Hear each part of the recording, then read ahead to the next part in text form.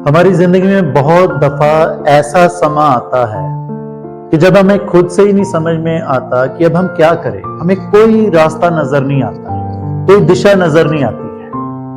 पर बाइबल में हम ये सीखते हैं कि खुदावंद यीशु मसीह हमारी जिंदगी का एक बेस्ट रास्ता है, एक बेटर रास्ता है। और इस सच्चाई को हम इस रीति से समझ सकते हैं। सपोज मान लीजिए कि हम एक रास्ते पर जा रहे हैं और वो कुछ दूरी पर जाकर के वो रास्ता दो रास्तों में बंट रहा है। अब एक रास्ते पर एक इंसान है जो मरा हुआ है और दूसरे रास्ते पर एक इंसान है जो जिंदा है। तो हम किससे सही रास्ता पूछेंगे? वही जो जिंदा है। इन द सेम वे मेरे अजीजों, हमारा खुदावंद यीशु मसीह जिंदा है और वही हमें हमारी जिंदगी का सही रास्ता दिखाता है। आप सबको सलाम, जय मसीह की, प्रेज द लॉर्ड। स्वागत है आप सबका खुदा की जिंदा हजूरी में एक दफा फिर से खुदा के जिंदा कलाम के साथ हम आप सबके रूबरू हैं खुदा की महिमा में। प्रभु पिता परमेश्वर आपके परिवार खानदानों को बहुत आशीषित करे और अपनी महिमा और अपनी दया से मामूर करे।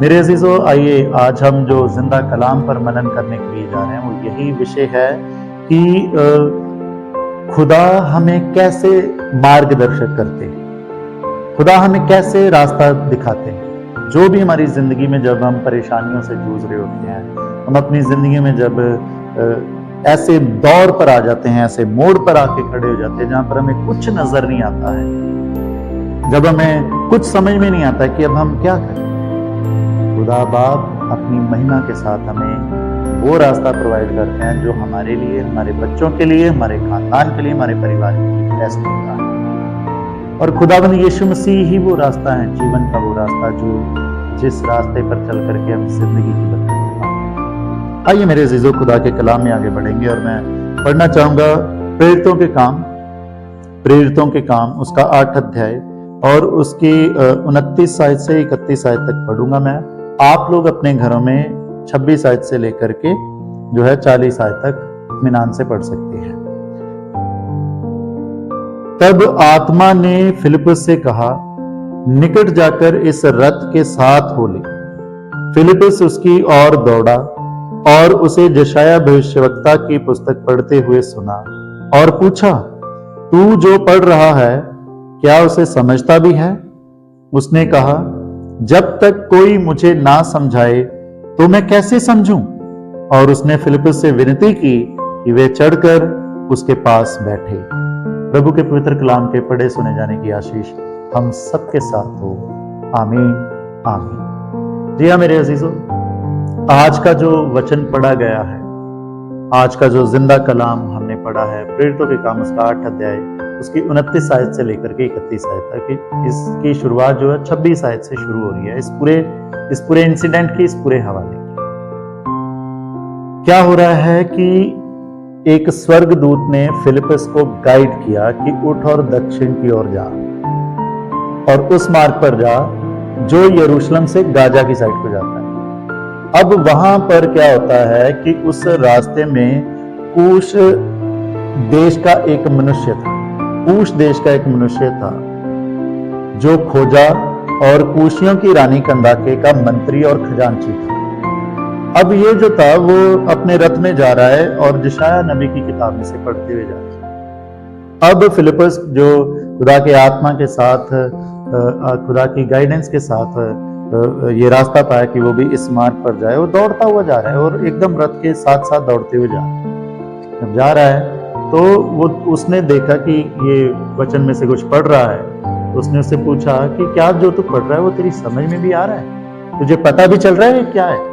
उसने कहा कि जब तक कोई समझाने वाला नहीं होगा तो मुझे कैसे पता चलेगा। तो फिर उसने उसको अपने पास बुलाया। मेरे अजीजों, आज खुदा का वचन मेरे और आपसे बातचीत करता है, मुझे और आपको रास्ता दिखाता है। तो सबसे पहली बात मेरे अजीजों कि खुदा में कैसा रास्ते दिखाता है? खुदा अपने जिंदा कलाम के माध्यम से मुझे और आपको रास्ते दिखाते हैं। जिस रास्ते पर मुझे और आपको चलना है, जो चीजें मुझे और आपको अपने जीवन में करनी है, जो होनी चाहिए, मेरे अजीजों वो बातें मुझे और आपको खुदा अपने जिंदा कलाम के माध्यम से मेरे अजीजों सिखाता है। खुदा के कलाम में बयान है ज़बूर 119 और उसकी 105 है। खुदा का कलाम जब हम पढ़ते हैं तो वहां पर लिखा है कि तेरा वचन मेरे पांव के लिए दीपक और मेरे रास्ते के लिए उजाला है। जी हाँ मेरे अजीजों, खुदा का कलाम इस रीति से हमें दिखाता है कि हमें किस मार्ग पर चलना है और हमें कौन से फैसले लेने हैं अपनी जिंदगी में और कौन से फैसले नहीं लेने हैं। इन आवर एवरी सिचुएशन, हमारी हर जिंदगी के हमारे हर हालातों के लिए खुदा अपने कलाम से हमें गाइड करता है। इवन कि एक पति पत्नी को कैसे अपने पति पत्नी के रिश्ते को संभाल करके रखना है, कैसे ब्लेसेड रखना है अपने रिश्ते को, वो सारी बातें हम खुदा के कलाम में से खुदा रास्ता दिखाता है अपने अपने जिंदा कलाम में से हमें बताता है कि एक पति पत्नी को कैसे चलना है। जो नौजवान बच्चे हैं उनको कैसे चलना है अपनी नौजवानी के आलम में, वो खुदा के कलाम में से सीखते हैं। उनको कैसे डिसीजंस लेने हैं अपनी जिंदगी में, वो खुदा के कलाम में से सीखते हैं मेरे अजीजों। जैसे कि नौजवानी में जब नौजवान जो अजीज हैं बहुत दफा दुनियावी चीजों में आके गलत फैसले लेने लग जाते हैं या गलत फैसले लेने के लिए प्रोवोक किए जाते हैं सोसाइटी के चंगलों में फंस करके या कुछ ऐसी बातों में आकर के। पर अगर वो खुदा के कलाम के साथ जुड़े हुए हैं तो उनको पता रहेगा कि खुदा के कलाम में लिखा है कि हमें असमान जुए में नहीं जुटना है, हमें उन लोगों के जैसे नहीं बनना है जो खुदा को पसंद नहीं है, जो जिनके काम खुदा को पसंद नहीं है, जिनकी बातें खुदा को पसंद नहीं है, जिनकी बातें खुदाई नहीं है, तो वो नहीं करेंगे ऐसे काम, क्योंकि उन्होंने खुदा के कलाम में से किस रास्तों पर चलना है उनको पता चल गया है। कहां से?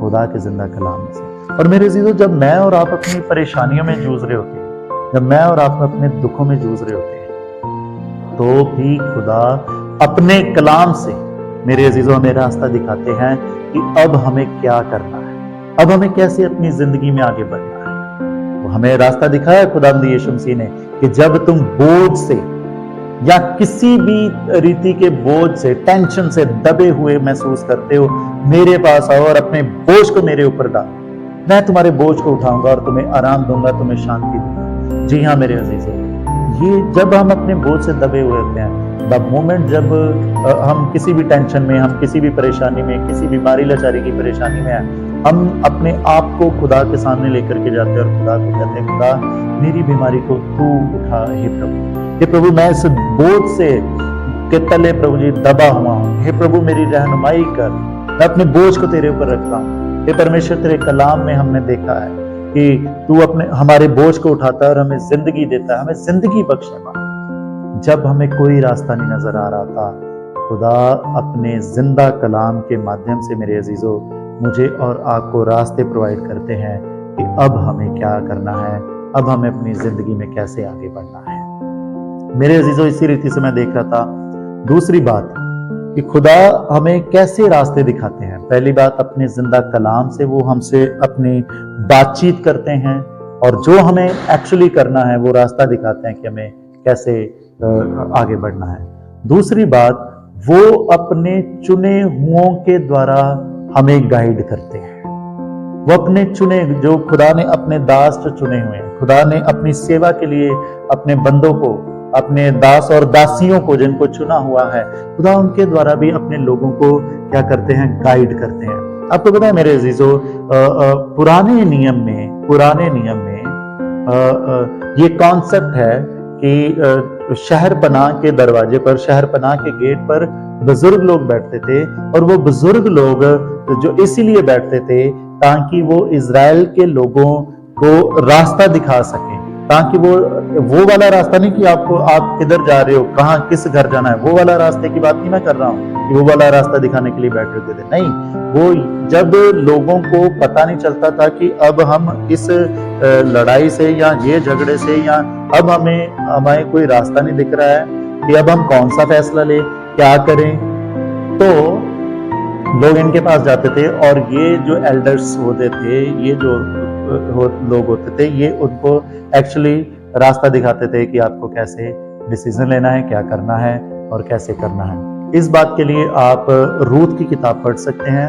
रूत की किताब में ये बेहतर इस बात का हम बाखान देख सकते हैं कि कैसे बोअज ने रूथ के साथ जब शादी करनी थी तो कैसे वो डिसीजन लिया गया और क्या रोल था यही एल्डर्स जिनकी मैं बात कर रहा हूँ। सेम वे मेरे अजीजों, खुदा बाप ने अपने दास लोगों को आज की डेट में अपने खादिम लोगों को चुना है और बहुत सारे खादिम लोग जो हैं बड़ी खुदा की रहमत है कि वो अपनी कलीसिया को बहुत अच्छा गाइड करते हैं, अपनी कलीसिया को खुदा के कलाम में से गाइड करते हैं, अपनी कलीसिया के जो नौजवान बच्चे हैं उनको गाइड करते हैं कि भाई आपको अपनी जिंदगी में कौन से करियर, कैसे कौन से प्रोफेशंस, कैसी इन चीजों के लिए भी गाइड करते हैं, उनकी स्टडी के लिए उनको गाइड करते हैं। और उनको बहुत सारे खुदा के दास जो हैं जब कुछ ऐसी फैमिलीज में इश्यूज हो जाते हैं, पति पत्नी में इश्यूज हो जाते हैं, तो बहुत सारे दास जो लोग हैं, बहुत सारे खुदा के खादिम लोगों की वजह से बहुत सारे घर टूटते टूटते भी बचे हैं। जी हाँ मेरे अजीजों, पर मैं जब इन सारी चीजों को देख रहा था ना, मैं आज के इस दौर में देख रहा था कि जब कोई यंग ट्रेंड पास्टर, मैं अनट्रेंड की बात नहीं कर रहा हूं, यंग नौजवान ट्रेंड पास्टर ट्रेनिंग करके पासबानी खिदमत की पूरी जो शिक्षा है उसको ग्रहण करके आता है, जब चर्च में आता है तो बहुत सारे चर्च के लोग जो हैं उसकी सुनना ही नहीं चाहते। क्यों? क्योंकि वो तो जवान है, वो तो अभी यंग है, वो हमें क्या सिखाएगा, वो हमें क्या बातें बताएगा।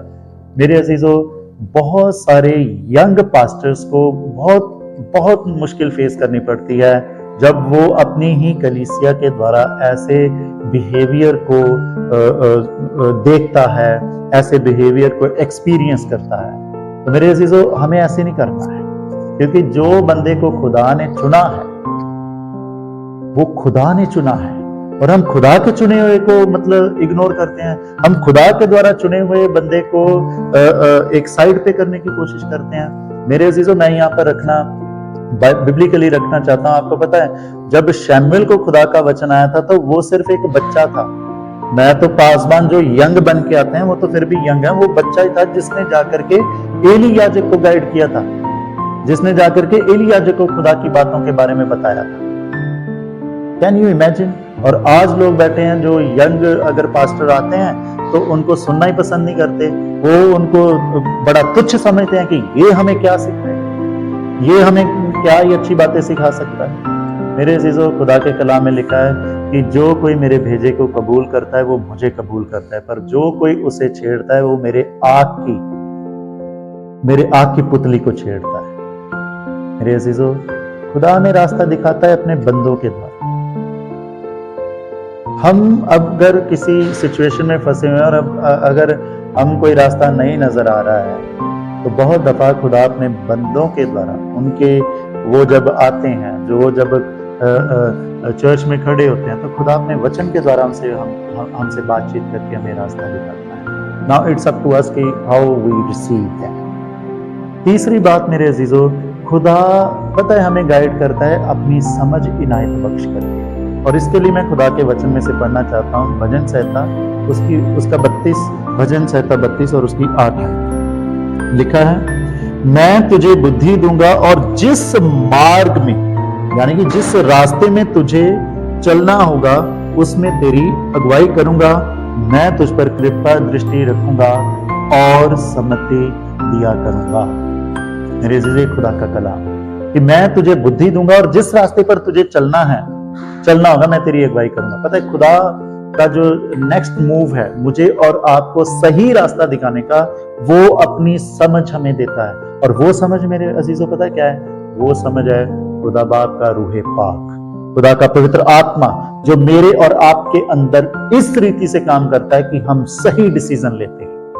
हम इस कदर आगे बढ़ते हैं कि हम बुद्धिमता से डिसीजन लेते हैं। तो मैं यहाँ पर एक बात कहना चाहता हूँ कि मेरे अजीजों, आपको पता है कौन कभी सही डिसीजन नहीं ले सकता? जो बंदा व्यभिचारी है वो बंदा कभी भी सही फैसले नहीं ले सकता है। उसके अंदर वो समझ वाला जो आत्मा है वो काम ही नहीं करता कि वो एक सही फैसला ले सके। मेरे अजीजों, हम गौर कर सकते हैं खुदा हमें एक सही रास्ता दिखाता है। वो रास्ता दिखाता है कि जिस रास्ते पर हमें चलना है वो कैसे? खुदा अपनी बुद्धि दे करके। और वो बुद्धि क्या है? उसका रूहे पाक, उसका पवित्र आत्मा। क्या हम खुदा के उस रूह पाक से मामूर हैं, अपनी दुआ में खुदा का रूह पाक मांगे, क्योंकि वो जब आता है तो वो हमें गलत फैसले नहीं लेने देता, हमें उन रास्तों पर चलाता है जो मेरे और आपके लिए अच्छे होते हैं। तो मेरे अजीजों, ये थे कुछ ऐसे रास्ते, 3 ऐसे रास्तों की बात मेरे अजीजों मैंने आपसे करी है, जिनके द्वारा हम देख सकते हैं खुदा हमें रास्ता दिखाता है जब हमें कोई दिशा, जब हमें अपने जीवन में कुछ नजर, या जब हमें अपने जीवन में कुछ समझ में नहीं आ रहा होता है। सबसे पहला, वो अपने कलाम के द्वारा हमें रास्ता दिखाता है। दूसरा, वो अपने बंदों के द्वारा, अपने चुने हुए बंदों के द्वारा हमें रास्ता, सही रास्ता दिखाता है। तीसरा, वो अपनी समझ हमारे साथ बना करके हमें सही रास्ता दिखाता है, और वो समझ क्या है? खुदा का पवित्र आत्मा। तो मेरे अजीजों, हमें क्या करना है? जो लेसन मेरे और आपके लिए, सबसे पहला कि खुदा के कलाम के साथ हमेशा जुड़े रहे। Do not ever compromise to read your Bible. कभी भी अपनी बाइबल पढ़ने में समझौता ना करें। बाइबल पढ़नी है तो पढ़नी है, सुबह शाम पढ़नी है, जब भी टाइम मिलता है जब भी पढ़नी है, पढ़नी है। दूसरा काम, खुदा के जब भेजे हुए लोग आते हैं तो उनको रिस्पेक्टफुली रिसीव करना है अपने घर में, अपने परिवार में। जब भी वो विजिट के लिए आते हैं या जब भी संडे की इबादत में हमसे बातचीत करते हैं, तो कभी भी जो बात हमारे जीवन को छिद रही है, उनका गुस्सा नहीं करना है कि भाई साहब ने हमें सुना करके बोला। नहीं, हम नहीं रिसीव करेंगे ब्लेसिंग, बल्कि उसको खुदा का वचन मानना है और अपनी जिंदगी को सुधारना है। और तीसरी बात मेरे अजीजों, हमें खुदा का रूह पाक मांगना है, क्योंकि वो जिसके पास है उसके पास खुदा की समझ है। मेरे अजीजों, खुदा बाप हम पर रहम करे कि हम उसके कलाम के मुजब आगे बढ़ते हैं। प्रभु अपने कलाम के द्वारा हम सबको आशीष दें। आइए हम दुआ मांगेंगे।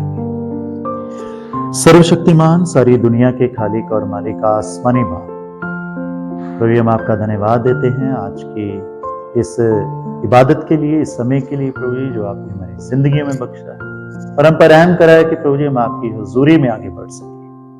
प्रभु हम आपका धन्यवाद देना चाहते हैं आसमानी बाप, और प्रार्थना करते हैं खुदा कि आप अपनी दया, अपना अनुग्रह और अपना जलाल प्रभु जी हम सब पर बनाए।